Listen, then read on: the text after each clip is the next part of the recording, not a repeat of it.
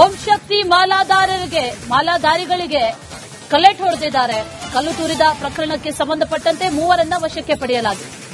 ಮೂವರು ಅಪ್ರಾಪ್ತರನ್ನ ವಶಕ್ಕೆ ಪಡೆದು ವಿಚಾರಣೆಯನ್ನ ನಡೆಸ್ತಾ ಇದ್ದಾರೆ ಅನ್ನುವಂತ ಮಾಹಿತಿ. ಕಲ್ಲು ತೂರಾಟ ಸಂಬಂಧ ಡಿಸಿಪಿ ಯತೀಶ್ ಇದ್ರ ಬಗ್ಗೆ ಮಾಹಿತಿಯನ್ನ ಕೊಟ್ಟಿದ್ದಾರೆ. ಮೂವರು ಅಪ್ರಾಪ್ತರು ಕೃತ್ಯ ನಡೆಸಿದ್ದರ ಬಗ್ಗೆ ಮಾಹಿತಿ ಇದೆ ಅಂತ ಹೇಳಿದ್ದಾರೆ. ಕಲ್ಲು ತೂರಾಟದ ಉದ್ದೇಶ ಏನು ಅನ್ನೋದನ್ನ ತನಿಖೆ ಮಾಡ್ತೇವೆ ಅನ್ನುವಂಥದ್ದನ್ನ ಈಗ ಹೇಳಿರೋದು ಯತೀಶ್. ಈಗಾಗಲೇ ಸ್ಥಳಕ್ಕೆ ಆಗಮಿಸಿದ್ದಾರೆ. ವಿಚಾರಣೆ ನಡೀತಾ ಇದೆ. ಮೂವರನ್ನ ವಶಕ್ಕೆ ಪಡೆದಿದ್ದಾರೆ. ಆ ಮೂವರು ಕೂಡ ಅಪ್ರಾಪ್ತರು ಅನ್ನುವಂತ ಮಾಹಿತಿಯನ್ನ ಕೊಟ್ಟಿದ್ದಾರೆ. ನಿನ್ನೆ ರಾತ್ರಿ ಇದೆ ಏನು ಜೆಜೆನಗರ ಪೊಲೀಸ್ ಠಾಣಾ ವ್ಯಾಪ್ತಿಯಲ್ಲಿ ಒಂದು ಓಂ ಶಕ್ತಿ ಮೆರವಣಿಗೆ ಹೋಗ್ತಿದ್ದಂತ ಸಂದರ್ಭದಲ್ಲಿ ಯಾರೋ ಕಿಡಿಗೇಡಿಗಳು ಕಲ್ಲು ತೂರಾಟ ಮಾಡಿದ್ದಾರೆ ಅಂತ ಹೇಳಿ ಇಲ್ಲಿ ಒಂದು ಪ್ರಕರಣ ದಾಖಲಾಗಿತ್ತು. ಆ ಪ್ರಕರಣದ ತನಿಖೆಯನ್ನು ನಿನ್ನೆ ರಾತ್ರಿನೇ ನಾವು ಶುರು ಮಾಡಿದ್ವಿ. ಮತ್ತೆ ಯಾರು ಈ ಕೇಸ್ನಲ್ಲಿ ಇನ್ವಾಲ್ವ್ ಆಗಿದ್ದಾರೆ ಅಂತ ನಾವು ಚೆಕ್ ಮಾಡಲಾಗಿ 3 ಜನ ಅಪ್ರಾಪ್ತ ಬಾಲಕರು ಒಂದು ಸಂದರ್ಭದಲ್ಲಿ ಅಲ್ಲಿದ್ದು ಮತ್ತು ಈ ಕಲ್ಲು ತೂರಾಟಕ್ಕೆ ಕಾರಣ ಆಗಿರೋ ಒಂದು ಮಾಹಿತಿ ಮೇರೆಗೆ ಅವ್ರ 3 ಜನನ ನಾವು ಪಿಕ್ ಮಾಡಿದೀವಿ. ಮತ್ತೆ ಈಗ ತನಿಖೆ ಮುಂದುವರೆದಿದೆ. ಅಪ್ರಾಪ್ತರನ್ನ ಬೇರೆ ಯಾರು ಇರಲಿಲ್ಲ ಸರ್? ಅಲ್ಲ, ಈಗ ನಮಗೆ ಇಲ್ಲಿವರೆಗೂ ತನಿಖೆಯಿಂದ ಏನ್ ತಿಳಿದು ಬಂದಿದೆ ಅಂದ್ರೆ ಆ 3 ಜನ ಅಪ್ರಾಪ್ತರಲ್ಲಿದ್ದು ಮಾಡಿದ್ದಾರೆ ಅನ್ನೋ ಮಾಹಿತಿ ಇದೆ. ಅವ್ರನ್ನ ಪಿಕ್ ಮಾಡಿದೀವಿ. ತನಿಖೆ ಮುಂದುವರೆದಂತೆ ಬೇರೆ ಯಾರಾದರೂ ಇನ್ವಾಲ್ವ್ಮೆಂಟ್ ಮತ್ತೊಂದಿದ್ರೆ ಮುಂದೆ ಮಾಡ್ತೀವಿ. ಇಂಟೆನ್ಷನ್ ಅದೇ ಹೇಳ್ತಾ ಇರೋದು. ಈಗಿನ ತನಿಖೆಯ ಪ್ರಕಾರ 3 ಜನ. ತನಿಖೆ ಮುಂದುವರೆದಂತೆ ಹೆಚ್ಚಿನ ಮಾಹಿತಿ ಏನಾದ್ರು ಇದ್ರೆ ಅದ್ರ ಪ್ರಕಾರ ನಾವು ತನಿಖೆ ಮಾಡ್ತೀವಿ. ಸದ್ಯದ ಉದ್ದೇಶ ಈಗ ತನಿಖೆ ಜಸ್ಟ್ ಸ್ಟಾರ್ಟ್ ಆಗಿದೆ. ಉದ್ದೇಶ ಮತ್ತೊಂದು ತನಿಖೆ ಮುಂದುವರೆದಂತೆನೆ ನಮಗೂ ಗೊತ್ತಾಗೋದು. ಅದು ನಾವು ತಿಳ್ಕೊತ ನಂತರ ನಾನು ನಿಮಗೆ ಹೇಳ್ತೀನಿ. ನಿನ್ನೆ ರಾತ್ರಿ ಡಿಸಿಪಿ ಯತೀಶ್ ಇದ್ರ ಬಗ್ಗೆ ಸ್ಟೇಟ್ಮೆಂಟ್ ಕೊಟ್ಟಿದ್ದನ್ನ ಗಮನಿಸಿದ್ವಿ. ಒಂದು ಕಡೆಯಲ್ಲಿ ಹಿಂದೂ ಸಂಘಟನೆ ಸೇರಿದಂತೆ ಈ ಮಾಲಾಧಾರಿಗಳು ಆಕ್ರೋಶವನ್ನ ವ್ಯಕ್ತಪಡಿಸಿದ್ರು. ಈ ಘಟನೆ ಏನಾಯ್ತು, ಇದೆಲ್ಲವೂ ಕೂಡ ವ್ಯವಸ್ಥಿತವಾಗಿ ಮಾಡಿರೋದು. ಜೊತೆಯಲ್ಲಿ ಕತ್ಲೆಯಲ್ಲಿ ನಿಂತ್ಕೊಂಡು ಅಲ್ಲಿಂದ ಕಲ್ಲು ತೂರಾಟವನ್ನ ಏಕಾಏಕಿಯಾಗಿ ನಡೆಸಿದ್ರು ಅನ್ನುವಂಥದ್ದನ್ನ ಕೂಡ ಅಲ್ಲಿದ್ದಂಥ ಮಾಲಾಧಾರಿಗಳು ಹೇಳಿರೋದು. ಈಗ ಮೂವರನ್ನ ವಶಕ್ಕೆ ಪಡೆದಿದ್ದಾರೆ. ವಶಕ್ಕೆ ಪಡೆದು ವಿಚಾರಣೆಯನ್ನ ನಡೆಸ್ತಾ ಇದ್ದಾರೆ. ಆದ್ರೆ ಆ ಮೂವರು ಕೂಡ ಅಪ್ರಾಪ್ತರು ಅನ್ನುವಂಥ ಮಾಹಿತಿ ಸದ್ಯಕ್ಕೆ ಈಗ ಸಿಗ್ತಾ ಇದೆ. ಕ್ಷಣಾರ್ಧದಲ್ಲಿ ಅವ್ರ ಪಾಡ್ಗೆ ಅವರು ಮೆರವಣಿಗೆಯನ್ನ ಮಾಡ್ತಾ ಇದ್ರು. ಜಪ ಮಾಡ್ತಾ ತಮಟೆ ಸದ್ದಿಗೆ ಹೆಜ್ಜೆ ಹಾಕ್ತಾ ಮೆರವಣಿಗೆಯಲ್ಲಿ ಪಾಲ್ಗೊಂಡು ಭಕ್ತಿಯಲ್ಲಿ ನಡ್ಕೊಂಡು ಹೋಗ್ತಾ ಇದ್ರು. ಆ ಸಂದರ್ಭದಲ್ಲಿ ಇಡೀ ಪ್ರದೇಶದಲ್ಲಿ ಅಲ್ಲೋಲ ಕಲ್ಲೋಲ ಆಗಿದ್ದು ಏಕಾಏಕಿಯಾಗಿ ತೂರಿ ಬಂದಂತ ಕಲ್ಲುಗಳು. ಈ ಕಲ್ಲು ತೂರಾಟ ನಡೆದ ನಂತರದಲ್ಲಿ ಗಾಯಗಳಾದವು. ಮಗು ಸೇರಿದಂತೆ ಯುವತಿಗೂ ಕೂಡ ಗಾಯಗಳಾಯಿತು. ಆ ನಂತರದಲ್ಲಿ ಪರಿಸ್ಥಿತಿ ಪ್ರಕ್ಷುಬ್ಧ. ಒಂದು ಕಡೆ ಮತ್ತೊಂದು ಕಡೆಯಲ್ಲಿ ಯಾರೇ ಆಗಿದ್ರು ಅವರನ್ನ ಬಂಧಿಸಬೇಕು ಅನ್ನುವಂತ ಧರಣಿ ಇದೆಲ್ಲವೂ ಕೂಡ ನಡೆದ ನಂತರದಲ್ಲಿ ಇವತ್ತು ಈಗ ಪೊಲೀಸ್ ಬಂದೋಬಸ್ತ್ ಅನ್ನ ಹೆಚ್ಚಿಸಿದ್ದಾರೆ. ಯಾವುದೇ ರೀತಿಯ ಅಹಿತಕರ ಘಟನೆಗಳು ನಡೀಬಾರದು ಅನ್ನುವಂತಹ ನಿಟ್ಟಿನಲ್ಲೂ ಕೂಡ ಪೊಲೀಸ್ ಭದ್ರತೆಯನ್ನ ಹೆಚ್ಚಿಸಲಾಗಿದೆ.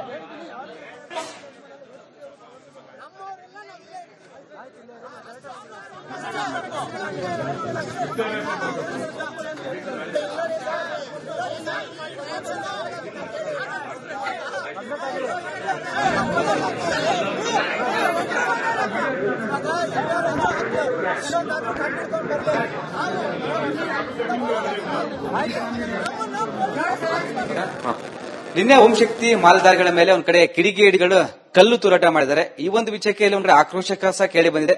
ಒಂದ್ ಕಡೆ ಹಿಂದೂಪರ ಸಂಘಟನೆಗಳು ದೊಡ್ಡ ಮಟ್ಟದ ಹೋರಾಟಕ್ಕೆ ಸಿದ್ಧತೆ ಮಾಡಿಕೊಂಡಿದ್ದಾರೆ. ಮತ್ತೊಂದ್ ಕಡೆ ಸಂಸದರಾದ PC ಮೋಹನ್ ಅವರು ಸಹ ನಿನ್ನೆ ಸ್ಥಳಕ್ಕೆ ಹೋಗಿ ಒಂದ್ ಕಡೆ ವಿಸಿಟ್ ಕೊಟ್ಟು ಬಂದಿದ್ದಾರೆ. ಅವರು ಸಹ ಸರ್ಕಾರದ ವಿರುದ್ಧ ಒಂದ್ ಕಡೆ ಆಕ್ರೋಶ ಹೊರಾಗ್ತಿದ್ದಾರೆ. ನಮ್ ಜೊತೆ ಈಗ ಸಂಸದ PC ಮೋಹನ್ ಇದ್ರು, ಅವ್ರು ಮಾತಾಡ್ತೀನಿ.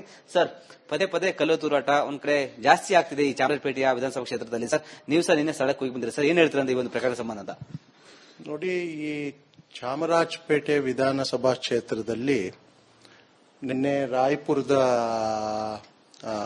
ರಾಯಪುರ ವಾರ್ಡ್ ಅಲ್ಲಿ ಓಂ ಶಕ್ತಿ ದೇವಸ್ಥಾನದ ಒಂದು ಪೂಜೆ ಆದ್ಮೇಲೆ ಭಕ್ತಾದಿಗಳು ಒಂದು ತೇರನ್ನು ಮೆರವಣಿಗೆ ಕರ್ಕೊಂಡು ಹೋದಾಗ ಕಿಡಿಗೇಡಿಗಳು ಕಲ್ಲು ಹಾಕಿದ್ದಾರೆ.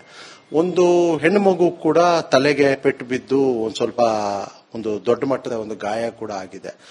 ನಾನು ಈ ಚಾಮರಾಜಪೇಟೆಯಲ್ಲಿ ಕಳೆದ 11 ತಿಂಗಳ ಹಿಂದೆ ತಮಗೆಲ್ಲ ಗೊತ್ತಿರಬಹುದು, ಹಸುವಿನ ಒಂದು ರಾತ್ರಿ ಮಲಗಿರುವಾಗ ಕೆಚ್ಚಲನ್ನು ಕೂಡ ಕಟ್ ಮಾಡಿ ಹಿಂದೂಗಳನ್ನ ಒಂದು ಪ್ರಚೋದನೆ ಮಾಡುವಂತಹ ಒಂದು ಕಾರ್ಯಗಳನ್ನು ಕೂಡ ಮಾಡಿದ್ರು, ನಿಮಗೆ ಗೊತ್ತಿರುವಂತದ್ದೇ.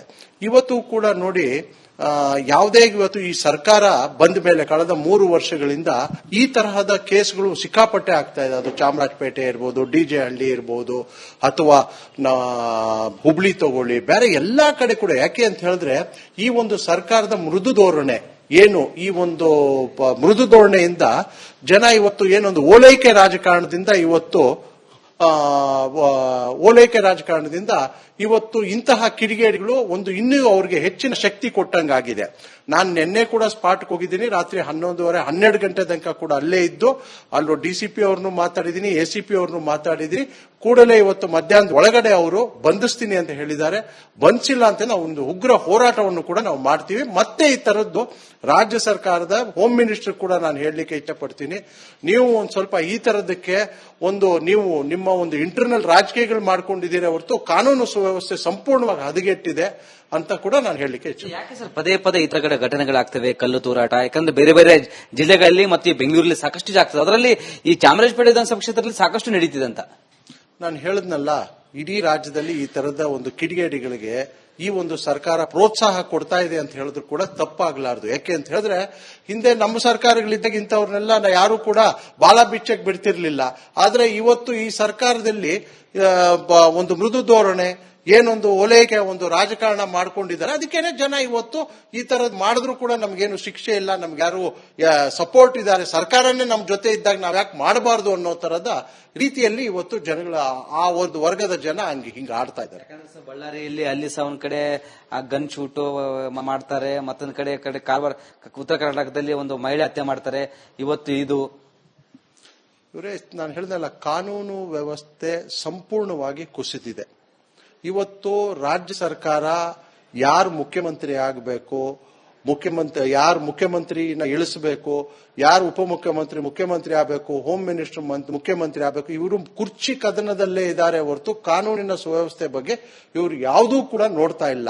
ಈ ಸರ್ಕಾರ ಖಂಡಿತವಾಗ್ಲೂ ಕೂಡ 5 ವರ್ಷ ಕೂಡ ಸಂಪೂರ್ಣ ಮಾಡೋದಿಲ್ಲ ಅಂತ ಹೇಳಿ ನನಗೆ ಭರವಸೆ ಕೂಡ ಇದೆ. ಆದಷ್ಟು ಅತಿ ಶೀಘ್ರದಲ್ಲಿ ಸರ್ಕಾರ ತೊಲಗಿದ್ರೆ ಕರ್ನಾಟಕದಲ್ಲಿ ಒಳ್ಳೆಯ ಅಭಿವೃದ್ಧಿ ಮತ್ತೆ ಕಾನೂನಿನ ವ್ಯವಸ್ಥೆ ಕೂಡ ಕಾಪಾಡಬಹುದು ಅಂತ ಹೇಳಿ. ನಿನ್ನೆ ಮಕ್ಕಳ ಸರ್ ಚಿಕ್ಕ ಮಕ್ಕಳ ಮೇಲೆ ಕಲ್ಲೇಟಾಗಿದೆ ಪಾಪ ನಿನ್ನೆ ಒಂದು ಪ್ರಕರಣದಲ್ಲಿ ಸರ್. ಹೌದು, ನಾ ಹೇಳದ್ನಲ್ಲ, ಇದಕ್ಕೆಲ್ಲಕ್ಕೂ ಕೂಡ ಕಾರಣ ಸರ್ಕಾರದ ಒಂದು ಮೃದು ಧೋರಣೆ. ಇದರಿಂದ ಇವತ್ತು ನೋಡಿ ಅಷ್ಟೊಂದು ಘಟನೆ ಆಗಿದೆ. ಕಮಿಷನರ್ ಸಹ ಬರಲಿಲ್ಲ, ಯಾರು ಕೂಡ ದೊಡ್ಡ ಆಫೀಸರ್ಸ್ ಕೂಡ ಬರಲಿಲ್ಲ. ಬಂದ್ರೆ ಒಂದು ಅಟ್ಲೀಸ್ಟ್ ಇವತ್ತು ಕಮಿಷನರ್ ಆಗ್ಲಿ, ಹೋಮ್ ಮಿನಿಸ್ಟರ್ ಆಗ್ಲಿ ಇಂಥ ಜಾಗಗಳಿಗೆ ಬಂದ್ರೆ ಅಲ್ಲಿರೋರ್ಗೂ ಕೂಡ ಒಂದು ಸ್ವಲ್ಪ ಧೈರ್ಯ ತುಂಬದಂಗ ಆಗುತ್ತೆ ಅಲ್ಲಿರೋ ಹಿಂದೂಗಳಿಗೆ. ಇಲ್ಲ ಅಂತ ಹೇಳಿದ್ರೆ ನೋಡಿ, ಈಗ ಅಯ್ಯಪ್ಪ ಸ್ವಾಮಿ ಸೀಸನ್, ಬಹಳಷ್ಟು ಜನ ಅಲ್ಲಿ ಪೂಜೆಗಳು ಮಾಡ್ತಾ ಇದ್ದಾರೆ, ಭಜನೆಗಳು ಮಾಡ್ತಾ ಇದ್ದಾರೆ. ಅದಾದ್ಮೇಲೆ ಇವಾಗ ಓಂ ಶಕ್ತಿ ಸೀಸನ್ ಕೂಡ. ಇವೆರಡೂ ಸೀಸನ್ ಅಲ್ಲಿ ಹೆಚ್ಚಿನ ಹಿಂದೂ ಭಕ್ತಾದಿಗಳು ಆ ಒಂದು ದೇವಸ್ಥಾನಗಳಿಗೆ ಹೋಗ್ಲಿಕ್ಕೆ ಭಜನೆಗಳು ಪೂಜೆಗಳು ನಡೀತಾ ಇರ್ತವೆ. ಈ ತರ ಮಾಡೋದು ಇವ್ರು ಏನಕ್ಕೆ ಮಾಡ್ತಾರೆ ಅಂತ ಹೇಳಿದ್ರೆ, ಈ ತರಹ ಕಲ್ಲು ತೂರಾಟ ಮಾಡೋವಂಥದ್ದು, ಇವ್ರಿಗೆ ಹಿಂದೂಗಳಿಗೆ ತೊಂದರೆ ಕೊಟ್ರೆ ಈ ಪೂಜೆಗಳನ್ನು ಕಡಿಮೆ ಮಾಡ್ತಾರೆ, ಮಾಡದೇ ಇರ್ಲಿ ಅನ್ನೋ ಒಂದು ರೀತಿಯಲ್ಲಿ ಇವ್ರು ಈ ತರ ಕಾರ್ಯಗಳನ್ನು ಮಾಡ್ತಾ ಇದ್ದಾರೆ. ಹಿಂದೂಪರ ಸಂಘಟನೆಗಳು ಚಾಮರಾಜಪೇಟೆ ಬಂದ್ಗೆ ಕರೆ ಕೊಡ್ತಿದ್ದಾರೆ. ಒಂದ್ ವೇಳೆ ಆರೋಪಿಗಳು ಅರೆಸ್ಟ್ ಆಗಿಲ್ಲ ಅಂದ್ರೆ ಖಂಡಿತವಾಗ್ಲೂ ಕೂಡ ನಾನು ಅದಕ್ಕೆ ಸಪೋರ್ಟ್ ಮಾಡ್ತೀನಿ, ನಮ್ಮ ಪಕ್ಷ ಕೂಡ ಸಪೋರ್ಟ್ ಮಾಡುತ್ತೆ. ಯಾಕೆ ಅಂತ ಹೇಳಿದ್ರೆ ಇಂಥ ಕಿಡಿಗೇಡಿಗಳನ್ನ ಕೂಡಲೇ ಬಂಧಿಸಬೇಕು. ಇದಿಷ್ಟು ಸಂಸದರಾದ PC ಮೋಹನ್ ಅವರ ಮಾತಾಗಿತ್ತು. ಕ್ಯಾಮರಾ ಪರ್ಸನ್ ಕೃಷ್ಣ ಜೊತೆ ವೀರೇಶ್, ರಿಪಬ್ಲಿಕ್ ಕನ್ನಡ, ಬೆಂಗಳೂರು.